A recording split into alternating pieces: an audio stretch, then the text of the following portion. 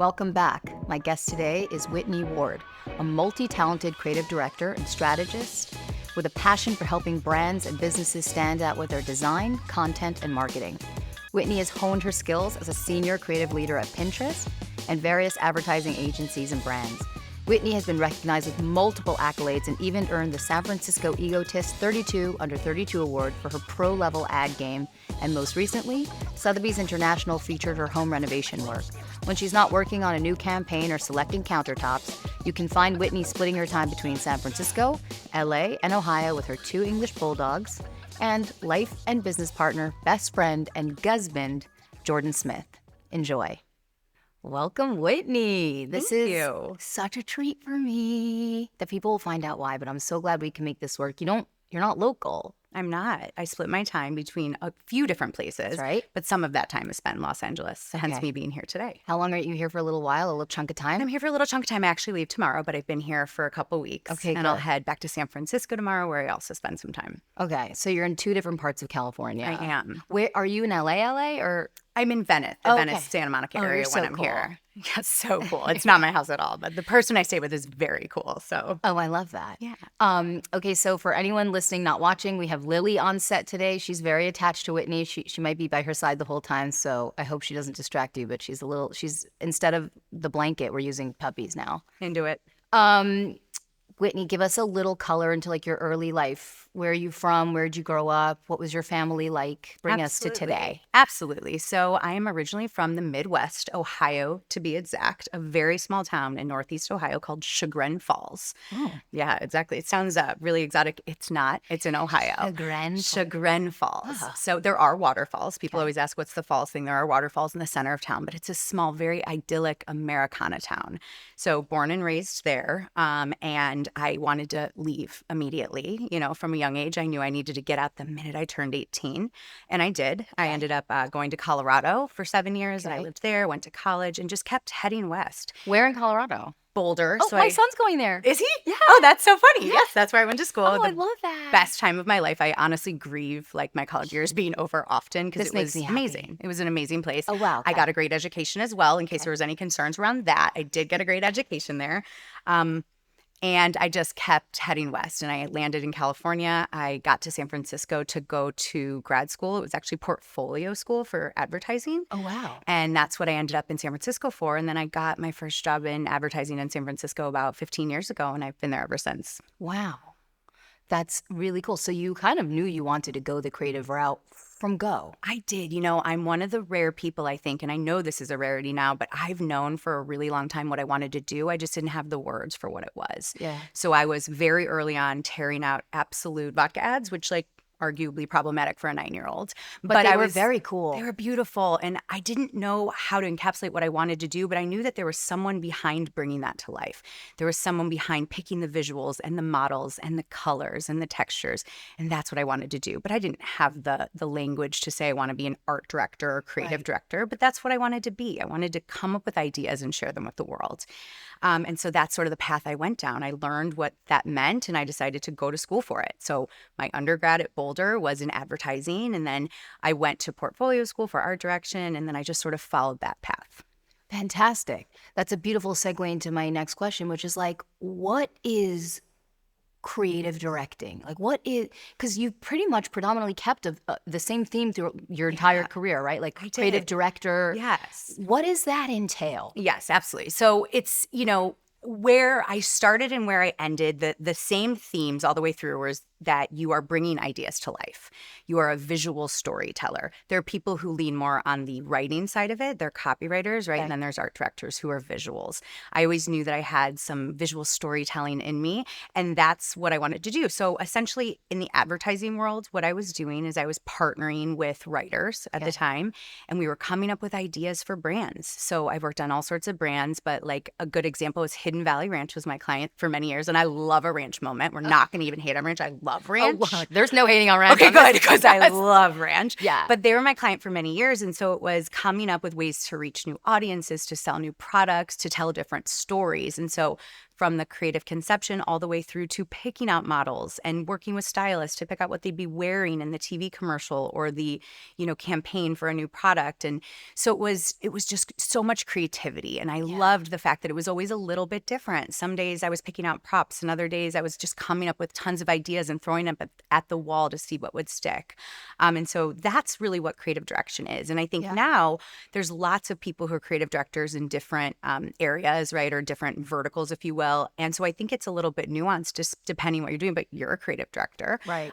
You know exactly how it applies to your life. And for me today, it looks a little bit different than it did when I was just at an advertising agency working on commercials, for example. Today, it's really evolved, and I think I apply the creative direction to a lot of things I do in my life. Yeah. Give me an example of how you knew early on that you were a visual storyteller. My walls literally were terrifyingly covered in ads. I mean, like my parents were mortified by my room. Yeah. I thought it was really cool. It wasn't. Now in retrospect, it was terrifying. Yeah. But I would pull out ads and I would put them on my wall and tell a story. Like over here, we have Whitney's obsession with Leonardo DiCaprio. Okay, we move on over here. We have Absolute Vodka. Again, maybe not great for 9, troublesome. But it was like anytime I saw something that inspired me, I needed to save it, right? I needed to pull it out of a magazine, put it up on my wall, remember it. I got so far as to begging my parents on airplanes to order a drink so I could have a little bottle of Absolute, just the empty little glass bottle, because it would go on my little wall where I could tell a story about how creative that brand was. So I knew early on, just by the way that I thought, how I pictured things in my life. Like I would close my eyes in bed when I'd be sad and I'd picture something in my head about what my future would look like. And it wouldn't be this sad, chubby girl in Ohio wishing she was somewhere else. It could be something else. And I did that by visualizing it, right? And telling the story in my own mind. And then it translated to everything around me. Yeah. It's so cool. I love that you were able to know it so deeply when you were young. And I'm sure for you too, it's like such a passion of mine it upsets me when people say, I'm not creative. I do think so many more people are creative than they even know. And how many of us were young putting things on the walls, but didn't even know that was because we wanted to tell stories or we were visually inclined. And so there might be so many people that go, I did the same thing, maybe. Because I think, how many people do you think are so much more creative than they allow themselves to be? All of them. Okay. I think everyone is more creative than they think. And I think everyone's creative. And that doesn't intimidate me. That excites me. I've heard a lot of people, specifically on your podcast, talking about how we get really intimidated when someone else finds success in the same area as us or a similar, realm to us. I think creativity is one thing that creativity is how we will all find success, is to tap into our creativity. And everyone's more creative than they know. Yeah. I look at my mother friends who have little kids and they're like, oh gosh, I wish I had time to do crafts. I'm like, that's not what creativity is. Right. It's not crafts. Yeah. You're creative every day when you get your kid to eat dinner, when you put them to bed in a different way, when you teach them a lesson. People are creative in their everyday, but they think if they're not working in a creative field or they don't have the word creative in their title, that they're not. And I think everyone is creative in their own way. That's very true. And I really love that. And we're gonna probably delve more into that today, only because we're too creative, so we're gonna absolutely let's do it. We'll talk creativity. So you had many cool jobs, but you had a very cool job of working at Pinterest. Yes, I did. At a high level. We're all upset. Every single person who listens to this is going to be like, Pinterest? Because everyone's obsessed with Pinterest. Absolutely. Can you talk a little bit about what you did there, your time there, and then a shift that happened? I absolutely can. So as I mentioned, my whole career I've worked sort of in advertising and on the creative side. And about 6.5 years ago, a dream happened, which was I wasn't looking for a new job. I was very comfortable at an advertising agency working as a creative director. I had a team of art directors and writers and videographers working for me. And honestly, I was like, cool, I guess I'll just live here, not work here forever, retire here. I was feeling good. I was, floating, if you will. Yeah. And out of the blue, I got a call from a recruiter at Pinterest about a job that they had been recruiting for months, and they just hadn't quite found the right candidate yet. And the recruiter said to me, candidly, you don't meet all of our criteria as far as the job search goes, but we're willing to sort of bend our rules a little bit and talk to you. I dug into that a little bit more and asked what she meant. And she said, well, quite frankly, we're looking for 15 plus years of experience as an executive creative director. That's not me. That wasn't me at the time. Today, I don't even have that yet, right? That just wasn't me. When I dug in a little bit further, I realized that they had been candidly interviewing older white men for a job at Pinterest, right? Fantastic. And what those candidates felt was that Pinterest was a wedding planning platform. And to me, that was laughable. Yeah. I am not married. I've never planned, well, I've helped plan many a wedding, but I've never planned my own wedding. And to me, that's not at all what the platform was. To me, it was a place where I went, a very personal place where I went to plan my future, whether that meant my future at 3 p.m., what I was going to eat that day, or if it really meant my dream home one day, or just the life that I want to live. It was a planning tool for me. And just from that one conversation with a recruiter, I ended up getting an interview and subsequently getting a job at Pinterest, which truly was a dream. Like you said, every woman loves Pinterest. I mean, come on. Yeah. I mean, it was crazy. And don't even get me started on the imposter syndrome and how I didn't feel like I deserved the job. I really want to ask. Like, you get to Pinterest day one. Was it in office or out of office? It was in office. So this is about 6 years ago, Right. is when I started there. I made it through the interview process, which was super intense to begin with. Every step of the way, I was so nervous, right? What am I going to wear? It's Pinterest. Is it a fashion show? Do I need to buy all new clothes? Was it? A little bit, yeah. It was a little bit of a fashion show, as you could imagine, but like in a tech way. So some people looked like a train wreck, but you knew it was like a really cool outfit. Right. Like in Venice, how everyone looks terrible. Absolutely. But you know it was very expensive, terrible. Exactly. There was a little bit of that vibe. But then there were just these women that were impeccably dressed with designer, beautiful clothing. And so it was intimidating. But I get there the first day. And honestly, I very quickly realized, wow, this job might not actually be quite as creative as I thought initially, because it was an intense business-focused job. So naturally, it wasn't like I was going in just to pin pins all day and save to boards about my future dream wedding. That wasn't it. Do you think that's why they wanted a man? Perhaps, right? Men know business better than women. Right. That was in air quotes for anyone who couldn't see me do that. I don't think that's the case, but perhaps, right? And the resumes they were getting that fit the criteria, they were from men. They were from men who had worked in, certain capacities at companies, director levels and above, and they were men. That's who was applying for the jobs. Yeah. So I get there and it was amazing and intense and terrifying, and imposter syndrome. Wow. What a thing that I've dug into over the past 6 years rather. But I really suffered from it every day. What's the language? What's the talk inside your head? Can you believe that you're faking it this well? When are they going to find you out? Holy shit. What if they knew you Googled how to do that this morning? You Googled how to manage a multi-million-dollar budget, Whitney. Is that something to Google? You can, by the way. You can Google truly anything, just so we're clear. And now with ChatGPT. Absolutely. Now with ChatGPT. I mean, I could run the world. You could have sailed. Exactly. But, I found myself just constantly questioning myself, but also succeeding. I was working so hard and I was really doing well. I ended up building a team from the ground up of designers and writers and art directors and videographers. And I sort of slowly built this team that supported advertisers on the platform. Wow. So my role, I was global creative lead over advertisers. And so we worked with our top advertisers on the platform. Imagine anyone spending like millions of dollars on the platform. My team would come in and we'd help advise on your creative. It looked a little bit different on Pinterest than, let's say, it would on Instagram. That's right. What are our best practices? What do we know works? What are pinners looking for? What type of polish do you need for a pin? And so that's really what my job was going out and talking to clients, meeting with CMOs of brands, flying all over. And it was exciting. Oh, yeah. And so I was able to put the imposter syndrome to the side a little bit because I was getting these experiences and everyone helped me learn a little bit more. But the job was, people would say to me all the time, they'd hear I'd work at Pinterest and they'd get so excited and giddy and be like, what do you even do all day? Just make souffles and DIY crafts? And I was like, I haven't had any time to make a souffle in 6 years. No, that's not what I do. Haven't even had lunch. Exactly. So, it's funny because I think there's this idea that working at a company like that just would be the most creative, amazing job in the world. And it was amazing in many ways, but it was really tough. Oh my It was so much work. Yeah. I was anxious a lot. Yeah. But when you're in it, you say, well, this is the price you pay. You got what you wanted, Whitney. You got this job in advertising that your little absolute tearing out soul couldn't have even imagined 20 years ago. You got it. It's going to be really hard. And so, I ended up just sort of, I worked there for about 5.5 years.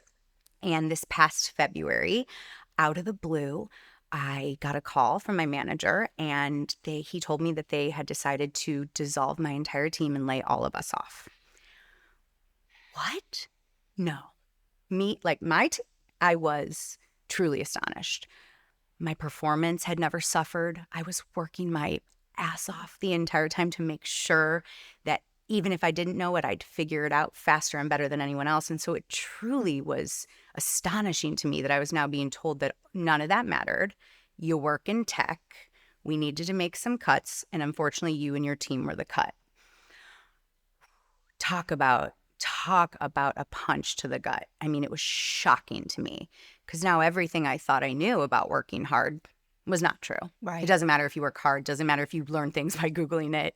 It does not matter if you're an amazing manager. It doesn't matter if you've hired 50 amazing employees that are still at the company, if you've mentored people, if you've given your hardest years of your life to a company. It doesn't matter. It's at the end of the day, you work in corporate America at a tech company. And at any time, given, market circumstances, you're disposable and you might be let go. And so that's what happened. And that happened in February. And that's, I think, how actually we started talking again is I had posted something about being let go. And I was so ashamed and embarrassed when it happened. I didn't tell anyone for weeks. I was mortified by it, which is really interesting now when I look back that it had nothing to do with me. Yeah. Had nothing to do with me ultimately. But it was a really, really hard thing to accept. And again, it's like I kept blaming myself. Like if I was a little bit more creative, if I would have innovated a little bit differently, perhaps this would have had a different outcome. Yeah. But I don't know that that's true. Right. It's very hard to know. Absolutely. I can totally appreciate you spend your whole life working towards something. You get to the pinnacle of what you think. Now, of course, I'm sure now looking back, you're like, that's not the pinnacle. My pinnacle, everything you do now is going to be the pinnacle of your success. Totally.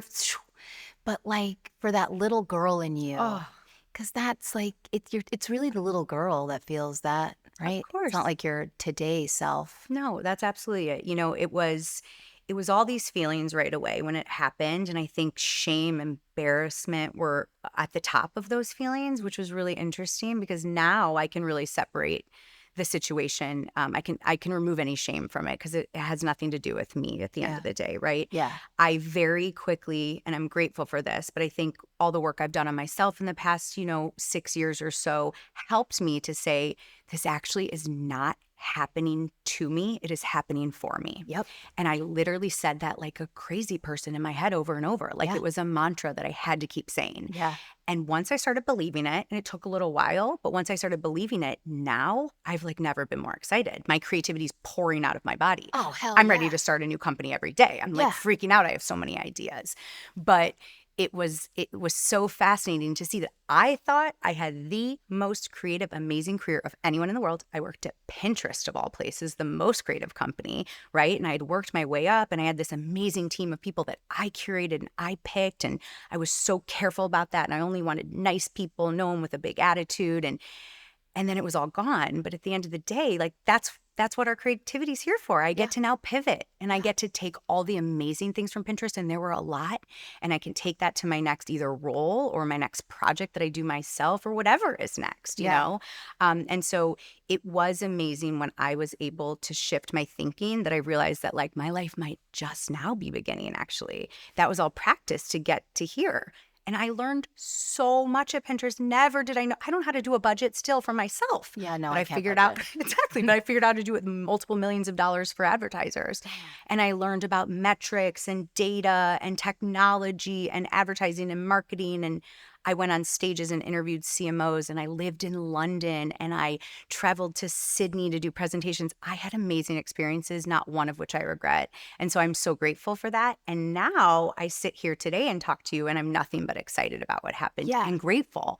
Like, oh my, thank God I got laid off. I would have stayed there forever. Yeah. I was making excuses. I'll tell you, like, I am single. Have no children.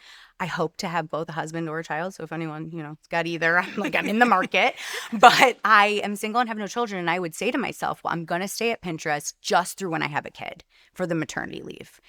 And I'd have people push back a little bit and be like, oh, are you trying? I'm like, oh, no, no, no. Nope, not trying to have a kid. No. But if I do one day, I'd like to make sure I could utilize their maternity. Right. What a crazy thing to be thinking when I'm not even in a family planning mode right now. Yeah. But I was going to stay at Pinterest just because I needed that benefit of the great maternity leave, which it is, an amazing maternity leave policy. Yeah. And But they I'm making also, you excuses. mentioned they help fund freezing your eggs. They Like, do. I shout out froze to my eggs. Pinterest. Amazing. Listen, the benefits of Pinterest are truly top of the game. Incredible, and I'm grateful for it. But yeah, they paid for me to freeze my eggs when I was 34. I'm 38 now, and so I've got some fresher eggs, on ice ready for me when the time should come. But I would never have been able to do that if it wasn't for Pinterest. And so, it's amazing because it's so wonderful in many regards, but it's also, if we're very honest, a way that corporate America keeps women in the I was workforce. just about to say, it sounds like a little bit like they want women to be like, don't worry about getting married and having babies. We'll help you just freeze those eggs so you could continue slaving for us forever and ever and ever. And There you go. That could be an argument, one might say, right? That could Not be you. an angle. Not That you. could I be an said it. angle, right? For legal reasons, I said it. I mean, it could be an angle, but I do think that, of course, there's something to that, right? Like, I'm giving my prime childbearing years to a company, and in return, they say, well, we'll make sure later you can have a kid. Let's not even think about the fact that maybe I don't want to be a 46-year-old woman with a newborn. Like, that's maybe not my vibe. Right. That's not for them to worry about. If I'm saying, great, I'm going to choose to work here, then that's great. I mean, they're doing the nice thing, I think. But yeah, one might argue it's to keep you in the workforce during those years, right? And I mean, I think also too, not to like belabor this subject, but like, I think when you lose a job, when you lose a position like this, it's like you really have to have that conversation with yourself about like, my identity is not just what I do for a job, because you're forced to think. That's when everyone gets confronted with it. Let me tell you, people who love me dearly and know me so well, they introduced me as Whitney from Pinterest. Yeah. So much of my identity was tied up in what I do. And I was proud of it. I was so proud of myself for getting there despite the odds and despite the things I've gone through my life. I still got there, I kept heading west and I headed to this amazing life at Pinterest. So I was really proud of myself. But it also turned out tons of my identity was tied up in that job because I think it was perceived as this really big job. And it didn't matter whether or not I was actually super happy doing it. It was just, even to me, it was what everyone else thought it was. It was that my mother got to introduce me a certain way. Right. It was that all my best friends would say, this is Whitney. She is the global creative lead at Pinterest. And the way people would say it made me feel so good about myself, right? And so when that was gone, like I said, it took me some time to even admit it out loud to people because so much of my identity was tied up in it. I mean, I cried for like 5 days. And I finally spoke to my therapist and she had such a good perspective on it. She said, take time to be sad because you're grieving. You lost something like anything else. But then I need you to shift your perspective and see what an opportunity this is. And it was once I got to do that and once I realized that I am not what I do. I am Whitney Ward. I am so many things. I am multifaceted. I'm creative. That was a job for a short period of my life. I'm going to have many more. Right? Yeah. And once I could shift and sort of divorce myself from what I did is when I finally started to shift that perspective and see that this was such a gift more than anything. Yeah. I mean, I know you're up to big things, but I'm excited to see what you do without like the confines of a corporate environment. Like, I think this is like we're about to just like. I hope so. I have to say, just like before we move on from this topic, because it's so important to me and it's a big theme of this season, you took a call from me very early on when I started out doing my Life's Looking Good. It meant so much to me.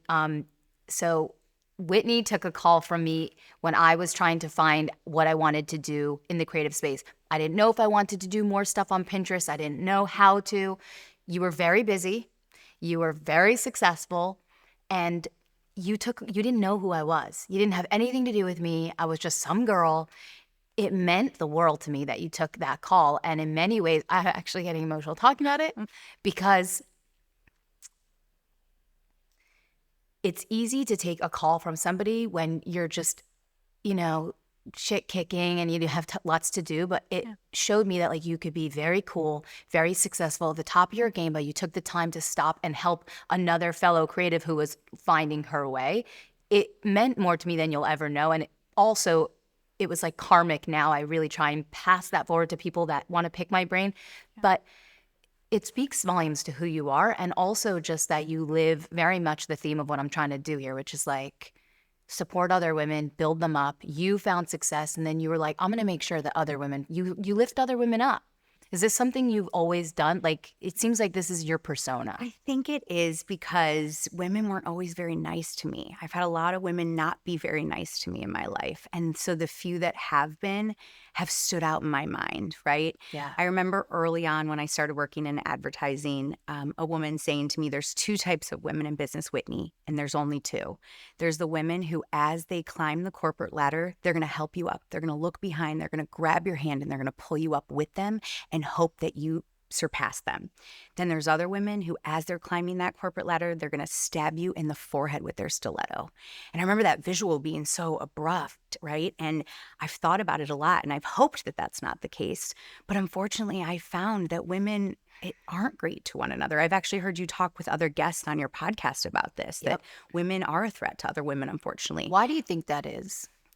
I think it's all based in insecurity and jealousy, right? I have found myself not being nice to other women. Now, granted, usually there's a screen between us and I'm like, oh, she's so pretty and thin. You know, it's ridiculous why I'm being mean. Right. But we all do it. No matter how great or empathetic or kind we think we are, we all do it. And it's based in insecurity, envy. It's all of those bad qualities that we all have somewhere inside, right? Yeah. But as it relates to you and that phone call, like, it's so funny because your perception was like, oh, she's so busy. And I thought like you were the coolest person in the world living my dream. Imagine that though. You know, I was like, look at her. Whitney. She's going to go build a brand for herself while I'm like embedded deep in corporate America, you know, just, you know, doing whatever they tell me to. And so it really is all relative, right? Like at that time you thought I was at the top of the game, and I was thinking, amazing, this woman's going to go out and build something for herself. And look what you've built. I'm here now meeting you for the first time, and I'm like so proud of you. And we don't even know each other that well. It's wild. And I'm so proud of you because you've built something so incredible. And I know you're just scratching the surface. Like, I can't wait till I'm out buying homewares with your names on them. Your name on them. Truly though. It's okay, like, well, you're going to help me design 100%. We'll do that together. But it's like there's just so much opportunity for us all to find success in different places that it's been really important to me to help other women and other people along the way. You know, it's not just reserved for women. I think I really always am sort of like rooting for the underdog, and women traditionally have been that. Yeah. So I'm rooting for those people. And, you know, I always say that I am an amazing manager if one day someone that I hired I am then working for. Yeah. My dream is that, you know, Kirsten, who I hired as a designer at Pinterest, one day I want to go work for her company because she's so successful and amazing because I helped her get there. Yeah. So that's important to me, and it will remain important to me.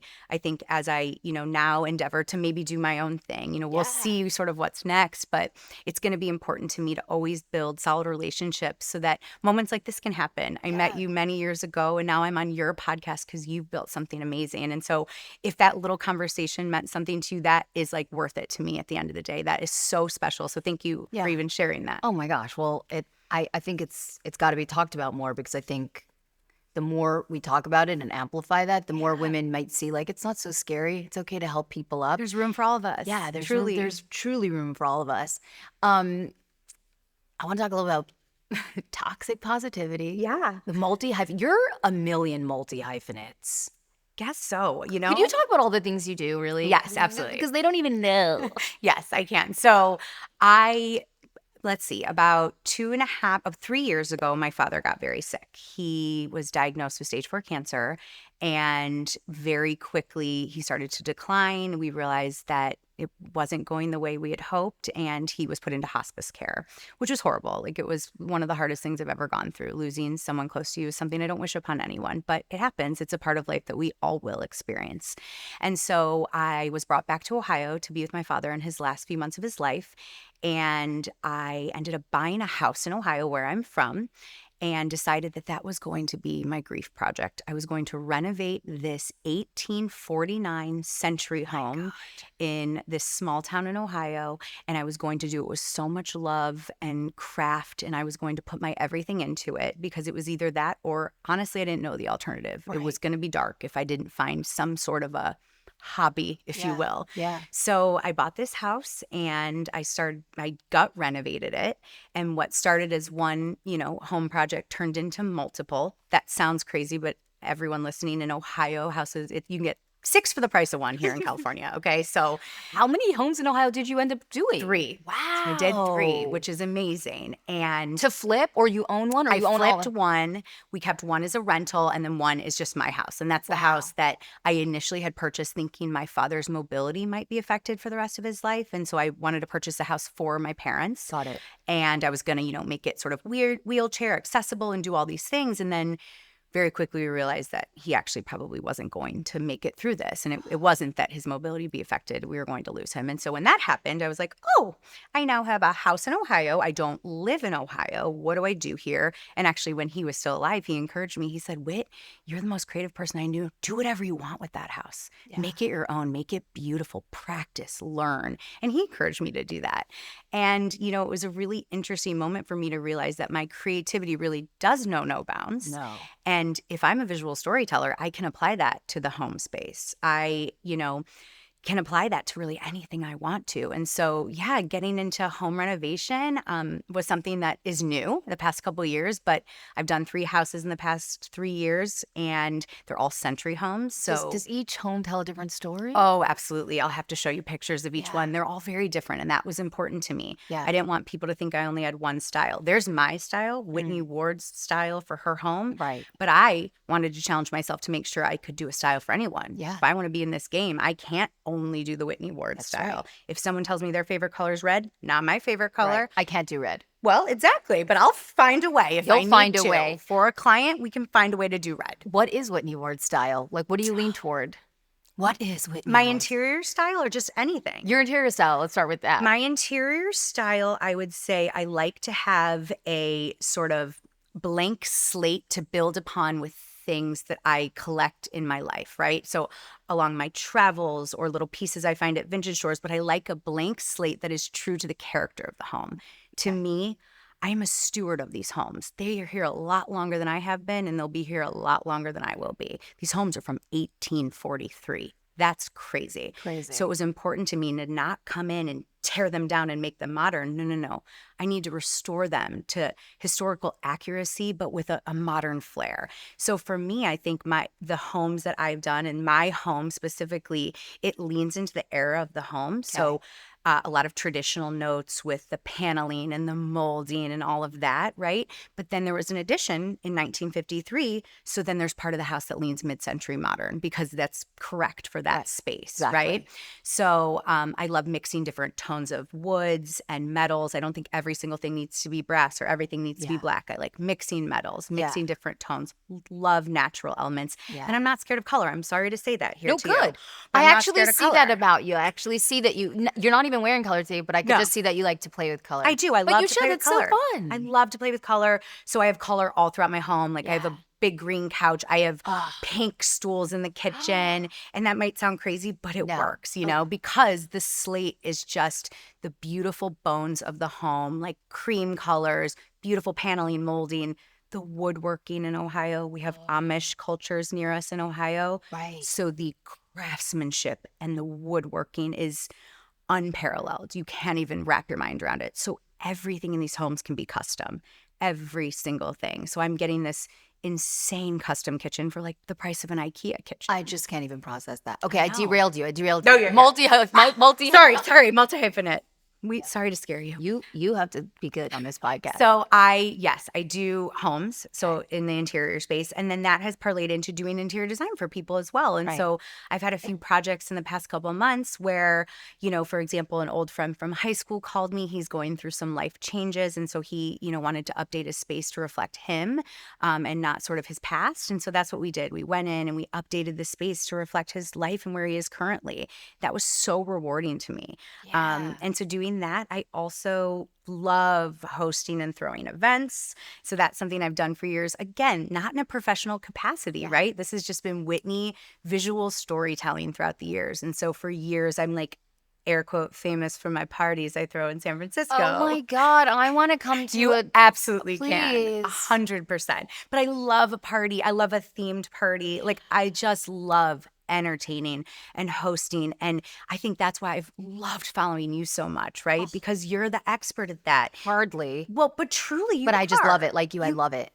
But you're also really good at it, right? What do you love about hosting? What is the thing that lights you up when you host? I love a surprise and delight moment. I love that I think of things that no one else thinks of. Yeah. And that people are like, are you kidding me? Yeah. You have this crab cracker wrapped with this perfect ribbon around a piece of rosemary. And I'm like, yes, of course I do. I do. Because that's just the way that I think. But other people don't think that way, it turns out. I know. So they're so excited when they see the little gift I have for them as a thank you, Yeah. or the food and the way I've done it. You know, I love a grazing board, for example, but I take them to the next level and I'll cover the entire table, you know, in parchment paper and then That's lay that out thing the full. now. Yeah, that's the thing. But Pinterest gave me the idea. Of course, Pinterest did. I have a similar thing. It's like I want to gift people a moment. Like our lives are busy, our lives are hectic. Most people, and P.S. I think most people like view, like, I think everyone else is getting invited to things and I'm not.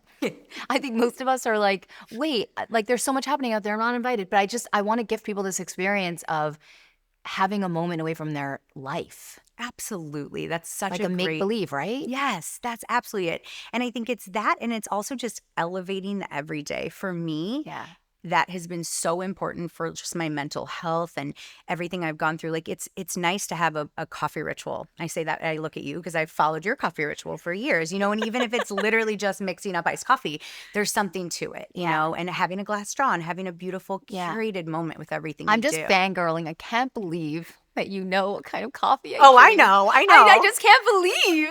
Absolutely, I know. But it's because you're elevating these little moments. And I think it's really important. I think people think they have to save stuff for special occasions. To me, I'm like, no, do you have nice glassware? Drink out of it every day. Like have a sparkling water in your beautiful glass. Like to me, I just like elevating all of those moments. And that's something that brings me a lot of joy. And it brings other people joy too, even if they don't do it themselves. Yeah. That's what I love about entertaining, is giving people that, like you said, a little bit of an escape from their everyday. Yeah. And even if it is my everyday, it's not theirs. And I love creating that for people. What an important distinction. Do you think the modern world requires that pretty much everyone be a multi-hyphenate? Like, it seems like the world's demanding that of us now. You know, I think that people are subject matter experts, right? And they can and should stay in that lane. Like, I don't need my dermatologist to also be on the side as like, you know, have hobbies, but I don't need you to also have 6 other careers, right? Whereas I think in a creative fields, we shouldn't limit ourselves, right? I think that that's exactly why we're creative, is because it can span different categories really easily. And so that's what I've been grateful. I can do it in a corporate capacity. I've shown myself I can do that. I know now I can renovate homes. I can throw amazing events. And then I also love, like you do, branding and brand building and helping people pull out what makes their brand special and develop an aesthetic around that, a logo, a website, whatever that looks like.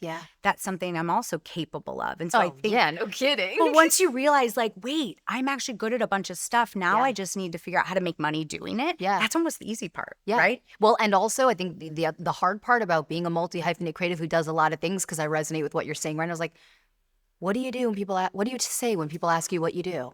Well, it's funny because I'm struggling with that. If you'd like to workshop that right now, we can, because I don't know what to say. I want to now. workshop that with you, because it's like, I don't know what to say. People go, what do you do, Adel? I'm like, I kind of decorate things. I'm a podcast. I also I host. I'm like, I don't know. It's hard, right? Yeah. And I am struggling with that right now. I actually thought a ton about being on this podcast today. And I was like, what if she asked me to introduce myself? What do I say? Who am I?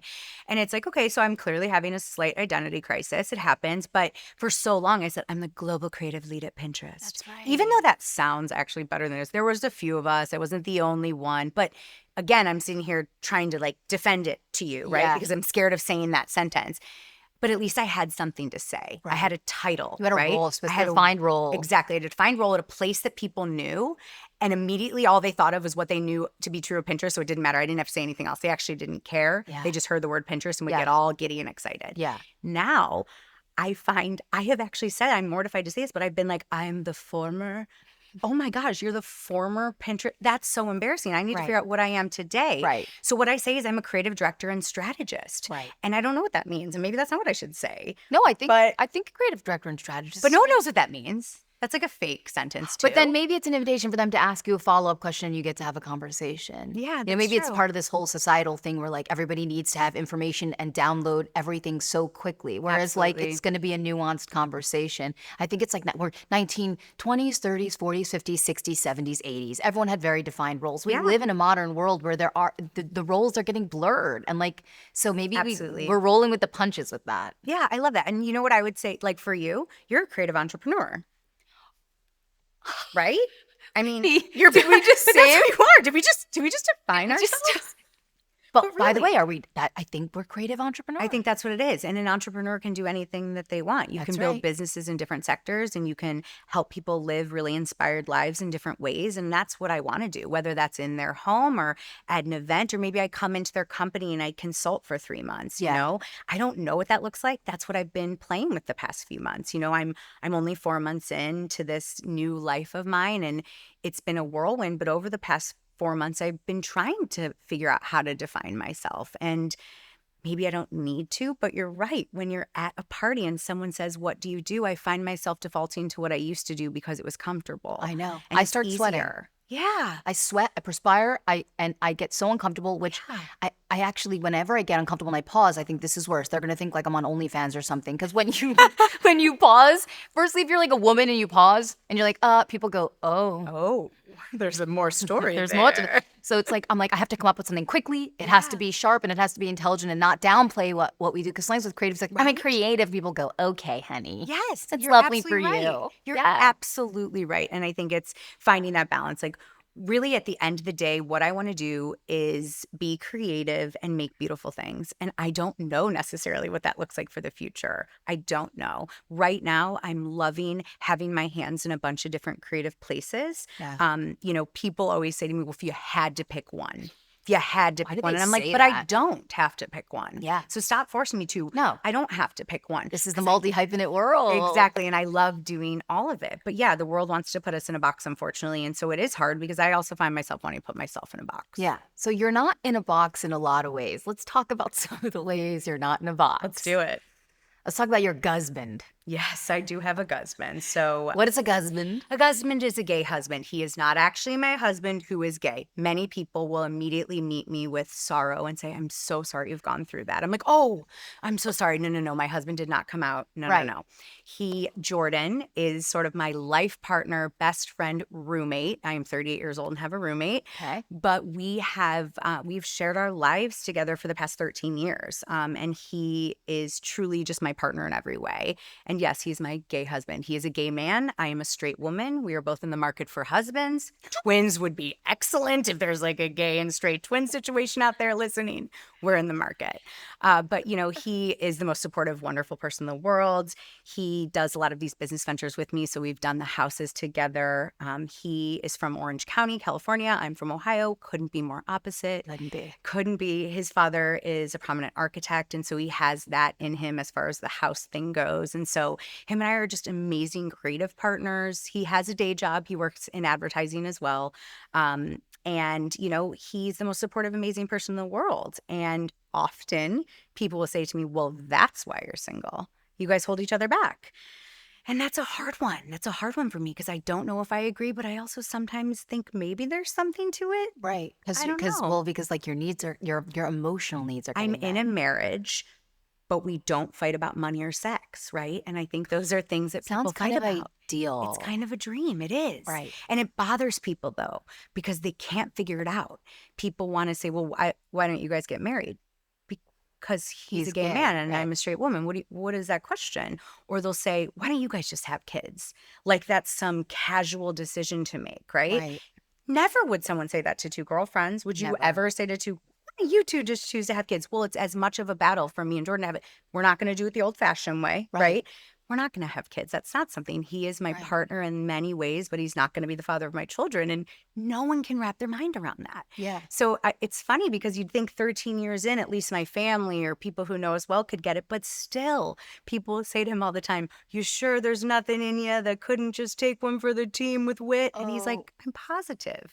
And that That's so offensive. So offensive. Yeah. So people really do struggle with it. The best thing I can relate it to is Will and Grace. And some people listening might be too young for that reference even, but that's the best thing I can relate it to. I hope not. I hope no one listening You never is. know. I say to people and they're like, who?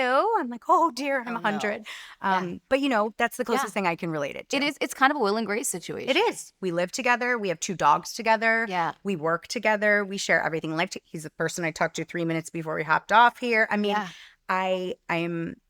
we are in a partnership. We are essentially in a marriage, but we're not, but it's confusing for people. And I think it's the same thing talking about the multi hyphenate. What do you do? Not one thing. Right. What's your relationship with Jordan? So many beautiful things, but it's hard for you to understand maybe. It's non-traditional. So what are you seeing out there in the dating scene? Like, what's the vibe? Like, what do you, I mean, I don't want to say like, why are you single? Because I hate that question. It's so stupid. And you're obviously so beautiful and you have so much going for you. Thank you. But I think what I'm seeing is that why women are single has nothing to do with the women anymore. Yeah. What are you seeing out there? It's hard. It's so hard. What I'm seeing is that for me personally, I get really discouraged with the pool of men that I'm being presented, and that's through dating apps, if we're being honest. Like, I'm not going to like singles mixers. I don't know if those exist. If they do, but I don't know. So I'm primarily speaking about online dating, right? I'm on every single app I could be on. It's the same men on all the apps. Of course. And it's really, really sad. Like, chivalry is absolutely dead in many regards in the online dating space. Yep. And I think it's discouraging, especially because I'm living this amazing life with a male partner. Right. He's not a romantic partner, but I'd rather stay in any night and watch movies and order Thai food with him than go on a date with a guy who is sending sup ? Instead of reading my profile, asking me questions, And so I just find that it's difficult. And all these women say to me who have found love online, they say, well, Whitney, it's a full-time job. You just have to wake up and you have to send at least 200 messages a day and you need to go on 5 dates a week. And I'm like, well, then I'd rather be single, I think, because that sounds really hard and horrible. That's a full-time job. Yeah. And that doesn't sound fun to me. I thought dating was supposed to be fun and exciting. I don't think it's fun anymore. I know. So, I'm still hopeful. I still do the thing I mentioned I did when I was a little kid where I close my eyes and I picture this life and I can picture him. He's handsome. He's out there. I just haven't met him yet, and I don't know how I will. Yeah. But I'm still open and hopeful. But yeah, dating's just very difficult, I think, today.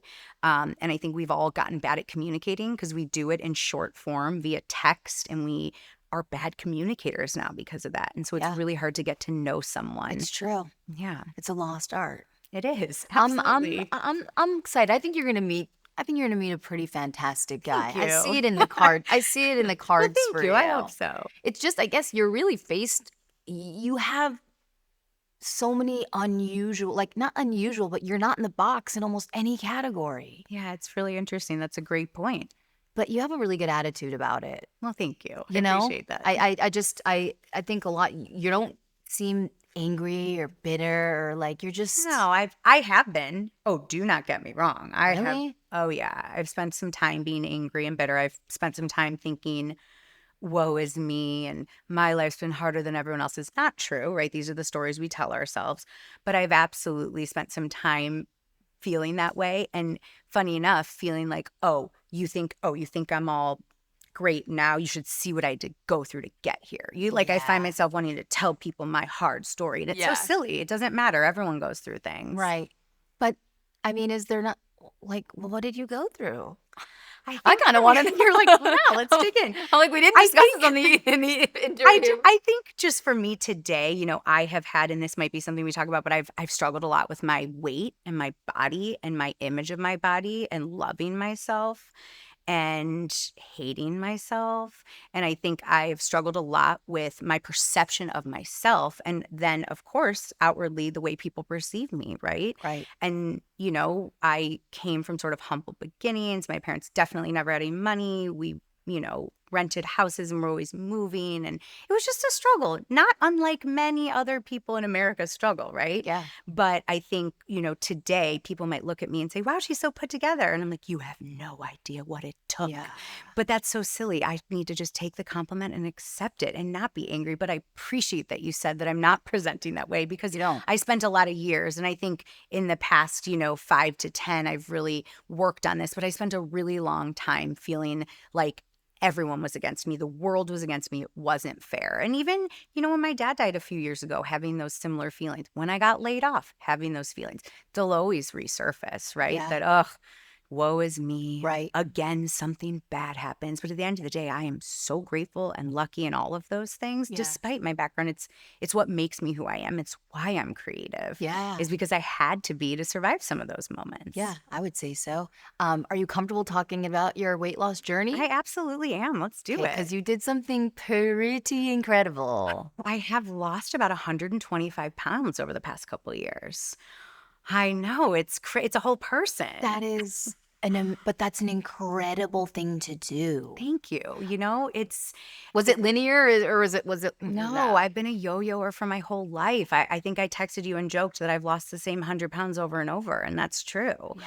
I was actually listening to your podcast a few weeks ago, and I really appreciated what you said. You were like, I don't touch weight because I actually have never really struggled with my own. Yeah. And I literally paused the podcast and sat there and thought about it. I was like, oh my gosh, there are people who've never struggled with their weight. Like I hadn't even thought of that. And that was crazy, right? Of course, most people probably don't. I mean, No, I think- half people do.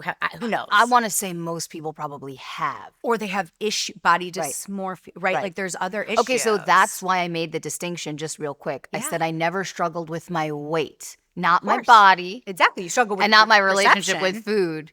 But my weight generally stayed kind of the same. Of course, that had nothing to do with my brain. But that's such an interesting thing that struck you. That struck me. Like I was like, oh my gosh, you mean everyone hasn't been trying to lose the same weight over and over? Wow, that's so fascinating. But I really respected that you said, like, I can't be everything to everyone. And so it's Right. just not a topic I talk about. Yeah. But you And- can. But I can. And I'd be happy to, because I think it's a really interesting thing that so many women do struggle with. And, my story is that I became morbidly obese at a really young age. Before I was 9 years old, I became really overweight.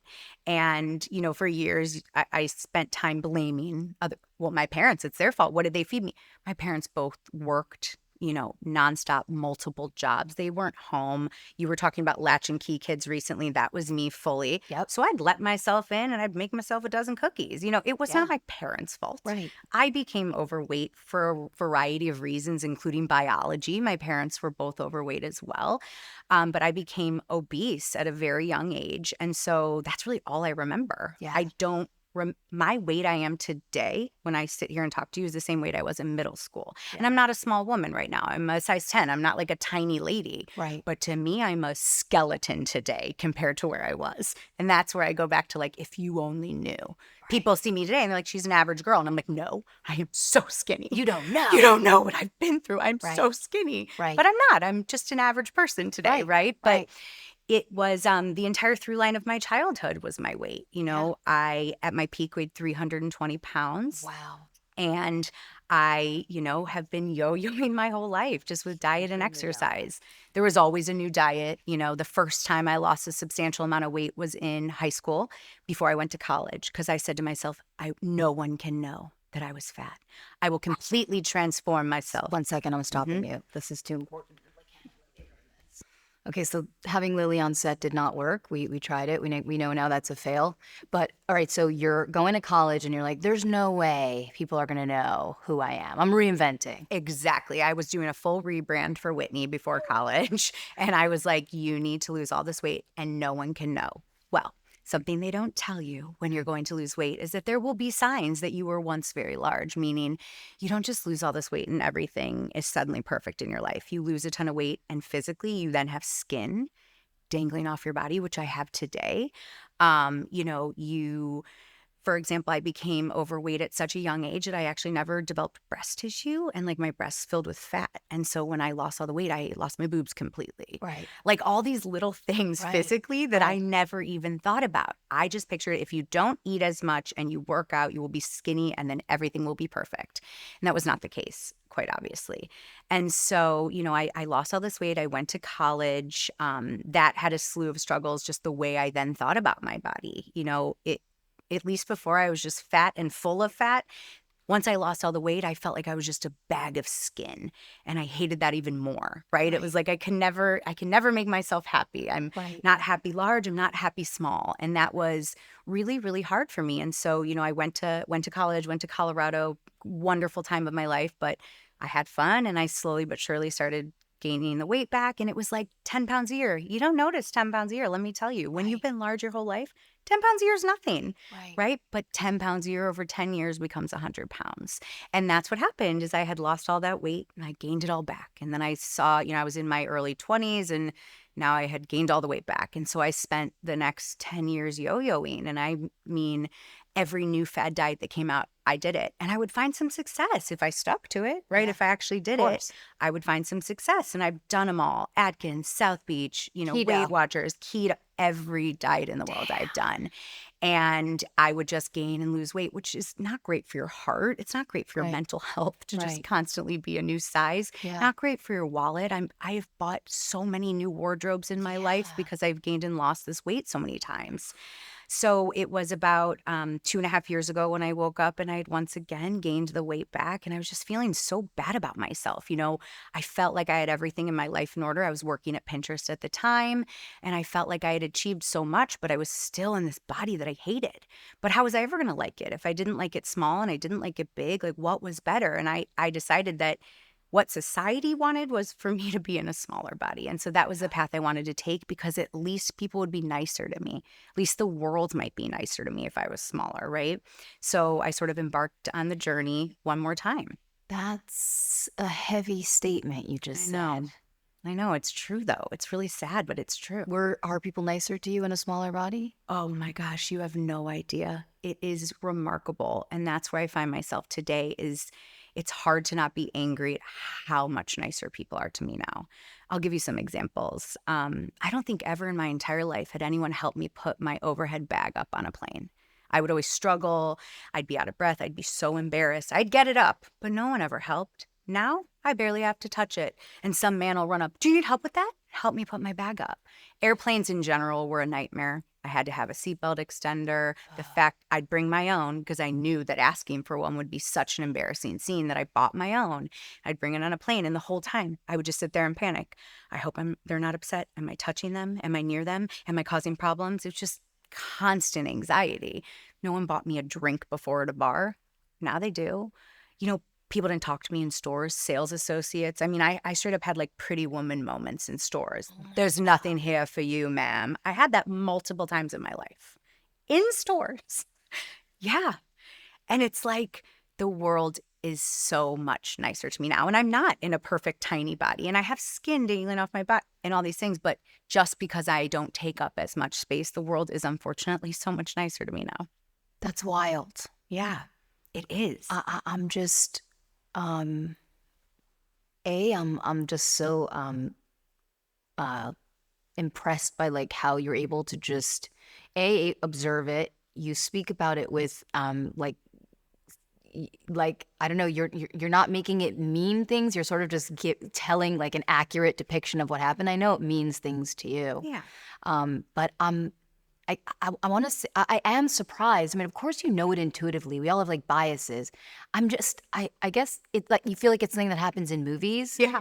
But then when someone tells you no, it actually happened in your life, I'm just really shocked by that. I know, me too. And even to this day, like in the past few years, I've had really mean things happen. I've had people roll down the window and like yell things out the window to me crossing a street. What is going on in their life that they need to roll down the car window and call me a name?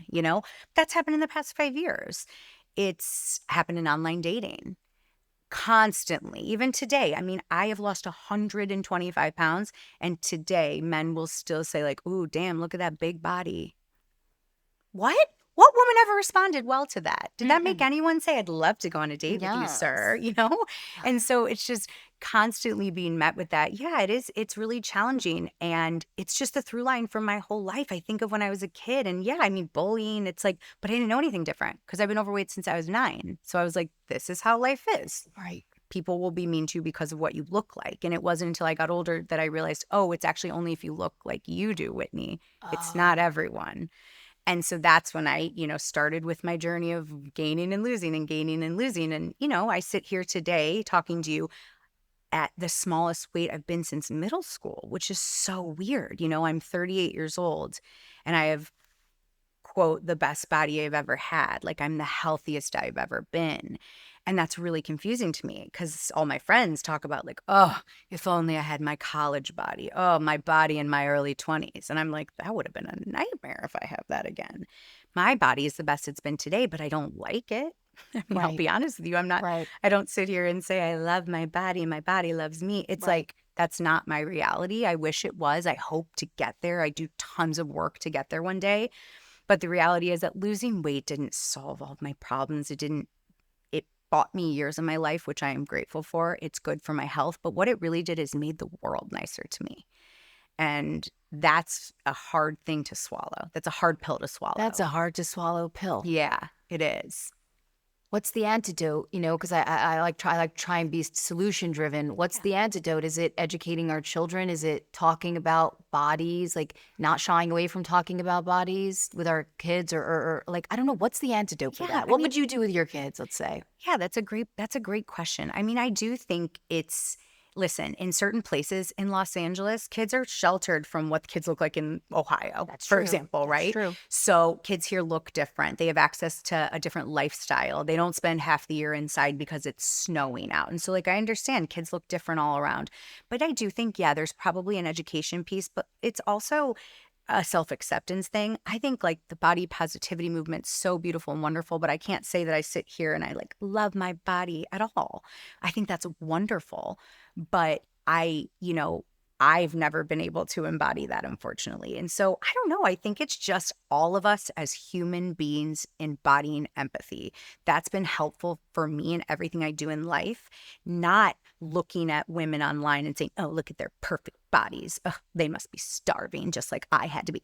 It's like we can do that, but at the end of the day, they have their own struggles. They go through, everyone does. It doesn't, just because I had body struggles, I didn't have a lot of struggles that my friends had. It's all relative. And my thing is the body thing. That's going to be my struggle. Yeah. I think everyone's got that thing. Everyone has that thing. Things. Absolutely, we all do. And so it's like, it's easy to look at what someone else has that you don't and be jealous of it, be angry about it. But, I think for me, it's understanding that every single person has a story. Yep. Me, for myself, not being angry and feeling like I need to tell everyone. Like someone will literally be like, I love your outfit. And I'll be like, oh, you should see what my skin looks like underneath it. What a silly thing. Just take a compliment, Whitney. Yeah. You don't know, not everyone needs to know the adversity you've faced. Calm down. You could take a compliment, So that's what I try to do today. Yeah. That's a hard one. I think you're at a beautiful place. I know you don't see that, but just the honesty that you're like, if you came on here and was like, I've loved my body wholeheartedly, like I don't know, maybe 0.001% of women love their body wholeheartedly and don't pick it apart. I think so. Like, I just love your honesty, and also that you're like, I have trouble with my body in a smaller size. I have trouble with my body in a bigger size. It's like, is this not the human condition? Of course, it's like we can't win, and so it's all about accepting where you are in life and knowing that it never ends. It's always a journey. It's always an evolution. None of us will ever be done like working on our bodies, right? Because even if you've never struggled with your weight, you maybe do in your mind. You struggle with your body appearance, the way that you perceive yourself. You may one day have a health problem, and then you will be forced to deal with your body in a different way. Like none of us will ever be done with our bodies, right? Yep. And so I do think acceptance is a really big one, but it's all of us accepting each other too. Because even if I fully accepted where I was today, it's everyone else and the way they treat me that brings me back down, right? That's true. So it's like we just have to, I think we have to be nicer to one another. We have to be kinder to one another, but it's easier said than done. I'm guilty as well of saying mean things to perfectly beautiful women online. Oh, and it's do this. Yeah, we all do. I mean, we all do. We did the all right. So, I mean, okay, I have two final questions. Yeah. Any advice for people? I know we touched upon it a little bit early on, but people that are looking to find creativity or foster creativity in their life, people who might be stuck in corporate jobs, people who might be stuck in environments that are really limiting for them, or even life circumstances. Yeah. What are some ways that people could foster, cultivate, and like exhibit creativity? Yeah. I think that every single person has hobbies or passions that they enjoy outside of their, requirements of their life. So everyone has a hobby. And I think it's like leaning into that and getting more creative in that way. And I don't mean hobby, it doesn't have to be crafts. Everyone always asks me, like, oh, you worked at Pinterest. So do you mean like DIY crafts in your dining room? Popsicle sticks. I don't mean that. I mean, is there something that you like to do? Everyone has something they like to do. Do more of it. It will make you more creative. And I remember people telling me that when I was in school, like, go immerse yourself in culture, get these cultural experiences. And I was like, with what money? With what time? What do you mean? What do you want me to go to a museum opening? That's not what I mean. But I mean, find something you like to do and do more of it. And that unleashes your creativity. And you might just find yourself saying, wow, how could I do this for real? How could I do this every day? How could I make this my thing or my job? How do we match our passions with making money? Because I think once you realize that you can make money doing things you like, it is the most eye-opening feeling. I used to treat jobs as something you had to do to get money to do the things you liked. I have worked at dry cleaners. I was a waitress for 13 years, P.F. Chang's, 2 fancy restaurants. I've worked everywhere. I've done those things that were jobs, a means to an end. And I did that a lot. But once you realize that you can make money doing things you're passionate about, it is like such an aha moment. I can't wait right? to happen to me. Right? I mean, same in a little bit, but I agree with you, but we can do that. Absolutely. And that's what you're building right now. Yeah. Right? And that's what I hope to begin to build now with all of my experience from corporate jobs and the advertising world and all the clients and the stages and the events and all of that. I want to take that experience and now marry it with my passions to make money. Yeah. And I think that's what we all should hope to do. Yeah. That's beautiful. And then a closing tradition we have, in an ever-changing, increasingly more stressful world. Yeah. We know it's just wild out there. It's a wild, wild west out there. I often feel untethered and lost. How do you stay anchored? How do you stay grounded? How do you find inner peace? And not all the time, but what are some practices that you do to find that? Yeah. For me, it is being nice to myself. It is being kind to myself and reminding myself all the time how proud I am of where I've come.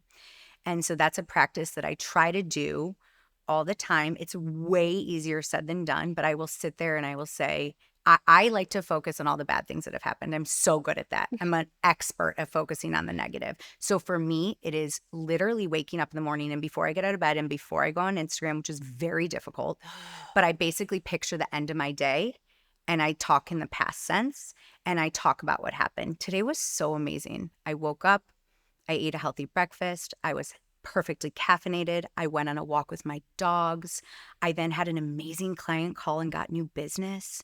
I then had an interview with a publication and I talk in past tense about all the amazing things that happened. And then at the end of the day, I sort of check in with myself and I'm like, damn, half that stuff really did happen today. How cool is that? So cool. And it's helped me because it's like you start your day positively instead of what I've always done is, oh my gosh, I have so much to do today. Oh, wow, it starts at 7. Oh, 8:30, I have an appointment. I don't want to talk to her. The dentist. Oh, I take my dogs on the walk. That's what I've always done. And so reframing it for me and being grateful that I get to do all this stuff and that I get to split my time in beautiful places and that I get to do things like come and talk to you, someone I've admired and followed for years online. All of this is so cool to be able, like, I just have to reset and remind myself that I'm so lucky that I'm on the way to where I want to be. Are we ever really there? Who knows, right? Yeah. But I'm on this amazing journey. And so that's something I love to do. And then again, leaning into my passions, reminding myself that I can make money in creative ways. And so I don't need to worry because when I'm doing something I love, everything else will fall into place. And I do believe that. I have to believe that in my heart, right? We have to. Yeah. And I think there's so much truth to it. I hate toxic positivity. That is not me. If I came across that way, like, great. No. But I'm not. Not over here like you're not positive. I wouldn't have a toxic positive guest. But I can't do that either. So I'm not saying like, but there is something to be said about reframing things in a more positive light. Yeah. And that has been truly life-changing for me the past couple of years as I've gone through things like death and loss and weight issues and the yo-yo and all of it. It's reminding myself that I'm really lucky I get to have these struggles because it means I'm living. I am alive if I get to have these struggles. And so it's truly reframing. It's been the most powerful thing in my life. That's just a perfect place to end this. I love that whole sentiment. That's just an awesome takeaway. I'm going to personally be adopting that. I love that. Whitney, thank you so much for doing this today. I Thank think you. in you sharing your like honest, just your truth.